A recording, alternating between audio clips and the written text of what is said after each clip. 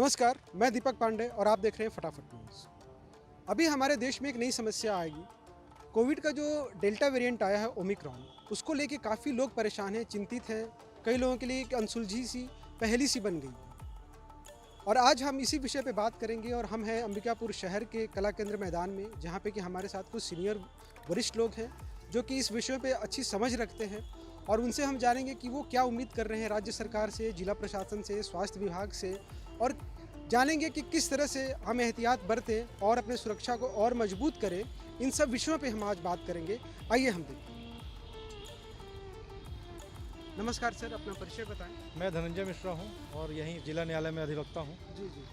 तो सर, अभी जो एक नया समस्या हमारे देश के सामने आ गई है, कोविड का जो डेल्टा वेरिएंट की बात हो रही है ओमिक्रॉन की, जिसकी उत्पत्ति साउथ अफ्रीका में हुई, कुछ लोग यहाँ पे आए और छत्तीसगढ़ हमारा छोटा सा राज्य है जो सेंट्रल इंडिया में आता है। कई सारे लोग ट्रैवल करके, हमारे लोग भी बाहर रहते हैं। तो आप क्या चाह रहे हैं, क्या उम्मीद कर रहे हैं कि जो हमारा राज्य सरकार हो या फिर हम जिला प्रशासन की बात करें, स्वास्थ्य विभाग की बात करें, क्या उम्मीद है कि किस तरह से हम अपनी सुरक्षा को और मजबूत करें, ताकि जो एक अनुमान लगाया जा रहा है कि आने वाले दिनों में ये बीमारी और ख़तरनाक हो सकती है, तो उससे कैसे हम बच सकें? देखिए, अगर हम पूरे भारत के परिप्रेक्ष्य में अगर बात करेंगे तो सबसे पहले तो जो अंतर्राष्ट्रीय जो सीमाएं हैं, अंतर्राष्ट्रीय जो हवाई अड्डे हैं या जल मार्ग है जहाँ से लोग आते हैं, उसको तो पहले पूरी तरह से सील करना चाहिए। और जो लोग अभी आ रहे हैं, जब तक ये सील नहीं होता है तब तक उनकी पूरी तरह से उनकी जांच होनी चाहिए, RT-PCR होनी चाहिए। अगर वो कोई ऐसे लोग हैं जो आके कहीं जा चुके हैं, अपने घर जा चुके हैं, तो उनकी ट्रेसिंग करनी चाहिए, उनको खोजना चाहिए और उनकी जांच वहीं पर करनी चाहिए जहां पर वो हैं। और अगर वो संक्रमित पाए जाते हैं तो उनसे पूछकर उनके संपर्क में आए हुए सभी लोगों की जांच जरूर होनी चाहिए, क्योंकि अगर जांच नहीं होगी तो ये जैसे सेकेंड वेव में कोरोना बढ़ गया था, इससे इनकार नहीं किया जा सकता कि अगर ये सब में लापरवाही हुई तो थर्ड वेव नहीं आए। या थैंक यू सर, बहुत ही पॉजिटिव इनका सजेशन रहा हमारे लिए। आगे हम बात करते हैं कि एक आम आदमी, जैसे मान लीजिए कि जो ट्रैवल की बात हुई, उनके बारे में इन्होंने बताया कि उनको पकड़ें, उनका इलाज कराएं, टेस्ट कराएं, लेकिन एक आम आदमी किस तरह से अपने आप को और सुरक्षित कर पाए, उसके बारे में जाने। आइए आप अपने बारे में बताएं सर। नीलेश सिंह, जी विभाग संघ से हूँ। जी जी, देखिए, ये जो नया वेरिएंट आया है, इसको लेकर के जिस तरीके की जानकारी मीडिया से आ रही है, अभी निश्चित रूप से सरकार की जो प्राथमिक तैयारियां दिख रही हैं, उस पर ये निगरानी में है, अभी कंट्रोल में है स्थिति। और हमारे लोगों को जो ये इस तरीके से संक्रमित होकर के आ रहे हैं, उनको तुरंत ही आइडेंटिफाई कर लिया गया है। हमारे अंबिकापुर के भी अभी हम लोगों को एक न्यूज़ के माध्यम से पता चला कि हमारे यहाँ भी 2 लोगों को क्वारंटाइन तुरंत किया गया है। तो निश्चित रूप से अगर हमारी तैयारी पुराने अनुभवों के आधार पर देखी जाए तो हम उसके लिए तैयार हैं। प्रशासन को किस तरीके से इसकी तैयारी करनी चाहिए उसको उनको ज्ञान है, वो पूरी चिंता करके तैयारी अपनी करके बैठे हुए हैं। हाँ, आम जनमानस को भी इस बात का ध्यान रखना चाहिए कि प्रशासन को, शासन को पूरा सहयोग करें और जो गाइडलाइंस पूर्व से निर्धारित हैं उनका अक्षरशः पालन करें और भीड़ भाड़ में जाने से बचें। और इसको लेकर के स्कूल वगैरह को भी इस तरीके की चिंता करनी चाहिए कि जो गाइडलाइन पूर्व में थे, अगर बच्चों को कम से कम भेजा जाए या उसको शिफ्ट वाइज भेजने का जो पूर्व में जिस तरीके की योजना थी, या छोटे बच्चों को ऑनलाइन क्लासेस के माध्यम से वापस पढ़ाया जा सकता है। भीड़ भाड़ जो शादियों में होने लगे हैं, इसको लेकर के कोई नया दिशा निर्देश जारी किया जाए, वो भी प्रशासन अगर आवश्यक पड़ेगा तो करेगा निश्चित रूप से। तो हम उम्मीद करते हैं कि प्रशासन की सजगता के कारण दोबारा हम लोगों को इस तरीके की महामारी को व्यापक रूप से प्रभावित करते अपने जनमानस को नहीं देखना पड़ेगा। Thank you sir. निश्चित रूप से बहुत ही अच्छी सलाह दी है सर हमें। लेकिन जो लोग पैनिक हो जा रहे हैं, जिनको कि इसके बारे में पूरी जानकारी नहीं है, अज्ञानता के कारण या फिर फेक न्यूज़ के कारण, उससे हम कैसे बच सकते हैं और हम अपने जानकारी को कैसे मजबूत कर सकते हैं, अपनी सुरक्षा को कैसे अच्छा कर सकते हैं, उसके बारे में हम जानते हैं।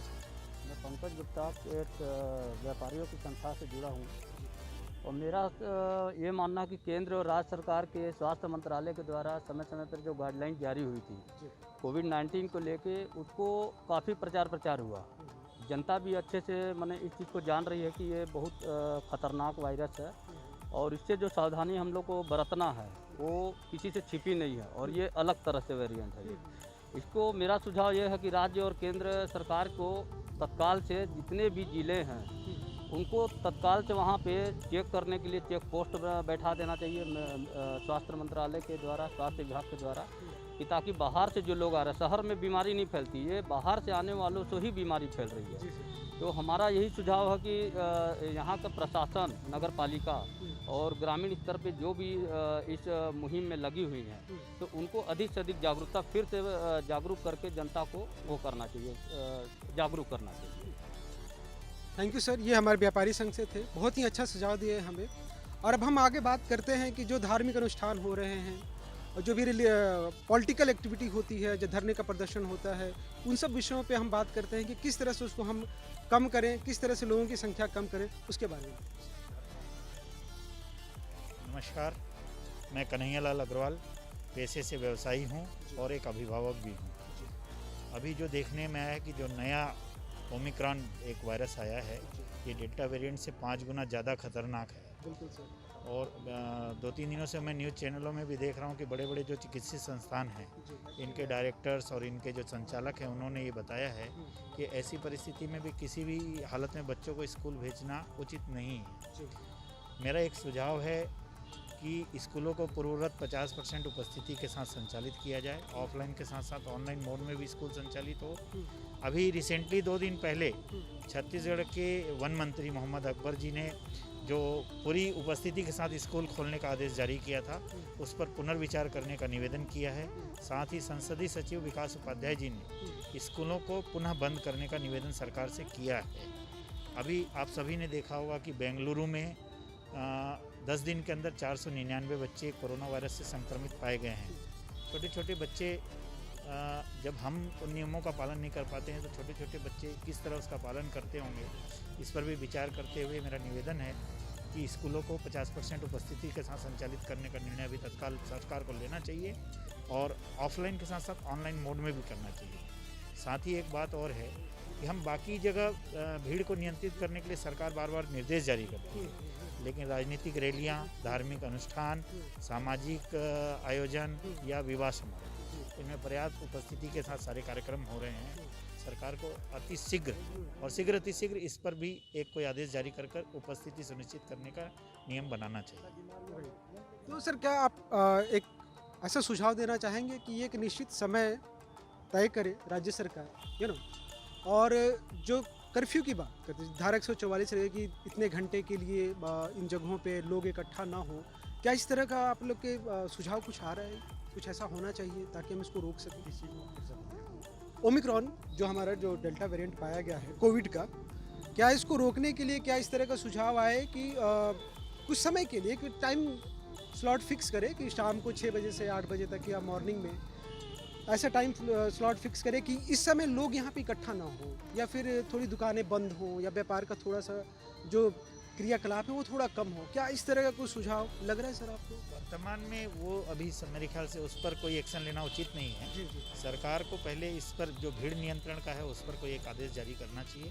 धीरे धीरे इसके प्रचार प्रसार के साथ साथ उस पर भी अमल करना सरकार की जवाबदारी बनती है। आप सर कुछ इसके विषय में? मेरा नाम संजय गर्ग है। स्कूलों के बारे में बोलना चाहता हूँ। जैसे स्कूलों में भी भीड़ बहुत ज़्यादा होती है, उसका भी कुछ इस टाइप से बनाए, पालन करें उसका कि बच्चे कम आए, एक दिन छोड़ के एक दिन कक्षा लगे।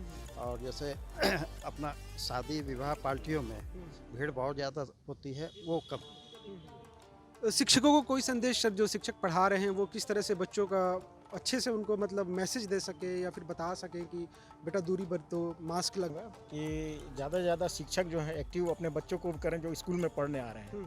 इनको मतलब पूरी सेफ्टी के साधन बताएं कि किस टाइप की सेफ्टी है। सैनिटाइज़र हो गया और दूरियां हो गई, और जो अभी फुल फ्लैश में स्कूलें चल रही हैं उसमें स्टूडेंट को कम किया जाए। और दूसरी ये है कि अभी मेरा बच्चा खुद का होली क्रॉस स्कूल में पढ़ता है और एक दिन वो पानी लेकर के नहीं गया, स्कूल का पानी पीने से वो बीमार हुआ है। और बीमार होने से उसको मैंने अहमदाबाद हॉस्पिटल में एडमिट किया और मेरे काफ़ी पैसे लगे वहाँ पर। अब ये लोग सालाना स्कूल की फ़ीस भी जो मांग रहे हैं मैं देने में सक्षम नहीं हूँ, तो इसको भी बंद किया जाए। तो ये आप राज्य सरकार से अपील करते हैं कि स्कूल के लोग जो प्रेशराइज कर रहे हैं, वो प्रिंसिपल हो या टीचर हो, बच्चों पे वो इकोनॉमिकल प्रेशर करें या होमवर्क का प्रेशर करें, या फिर जो वहाँ पे फैसिलिटी हो रही है उनके सुरक्षा के लिए, उसको और अच्छे से मजबूत करें, उसके बारे में हम बात किए सर से। बहुत अच्छा लगा। इनके साथ बहुत ही दुखद घटना घटित हुई कि बच्चा स्कूल में पानी पिया, उसकी तबीयत ख़राब हुई, मजबूरन इन्हें अहमदाबाद जाना पड़ा उस बच्चे का इलाज कराने के लिए। तो कुछ इस तरह की समस्याएं आ रही हैं हमारे सामने। आखिर में हम बात करेंगे सर से, जो हमारे इस टॉक को, इस बातचीत को कंक्लूड करेंगे कि अभी तक जो भी हमने जिस तरह से कोविड से हम लड़े हैं, पहली लहर हो, दूसरी लहर हो, और हम यही उम्मीद करते हैं कि तीसरी लहर का सामना इस देश को ना करना पड़े, ना राज्य को, ना हमारे शहर को करना पड़े। तो किस तरह से हम मानसिक रूप से अपने आप को स्वस्थ रखें, कैसे मजबूत रहें, और हमारे आसपास के जो भी लोग हैं जिनसे भी हम बात करते हैं उनको किस तरह से हम ये प्रेरित करते रहें कि हमें फ़ाइट करना है और इसको हटाना है, और वैक्सीनेशन को हम और कितना ज़्यादा मात्रा में बढ़ाएं और लोगों को जागरूक करें, इसके बारे में बात करेंगे सर। देखिए, हम लोगों ने कोरोना के काल में जो दुखदाई समय झेला, जी जी वो निश्चित रूप से कोई भी जनमानस बिल्कुल नहीं झेलना चाहता है वापस। जी। इसलिए इस दौरान हम लोगों ने जो भी सीखा है कि इससे कैसे दूरी बनाया जाए, कैसे अपने आप को बचाया जाए, क्या क्या सावधानी बरती जाए शासन के माध्यम से, प्रशासन की तैयारियों की वजह से, उसका अक्षरशः पालन हम स्वमेव तैयारी इसका प्रारंभ कर दें। और प्रशासन निश्चित रूप से ये इस बात की चिंता करे कि बाहर से आने वाले लोगों का फिर से टेस्ट चालू करवा दिया जाए।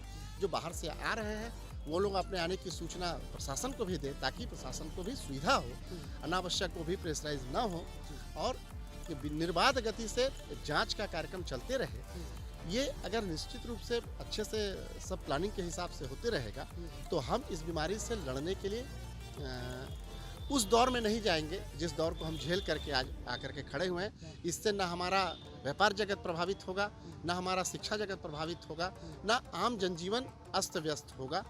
तो इस बात की चिंता करने के लिए हम लोग सारे लोग तैयार हैं।